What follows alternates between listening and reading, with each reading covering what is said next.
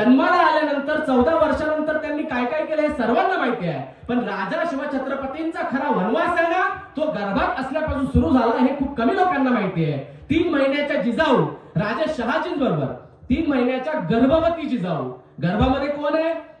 एक बाळ आहे ज्याला नंतर शिवाजी नाव दिलं. ते बाळ 3 महिन्याचं असताना सगळीकडे बंडाळी आहे, सगळीकडे दुष्काळ आहे आणि काय करतायत? मा जिजाऊ शहाजी राजांबरोबर घोड दौडासोबत पळतायत.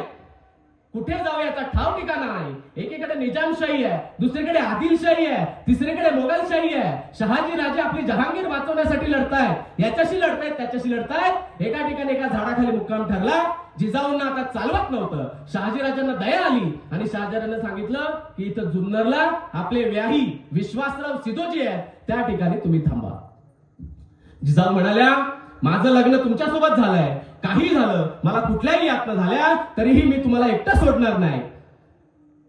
पण शहाजीराजांच्या आग्रहाखातर शहाजी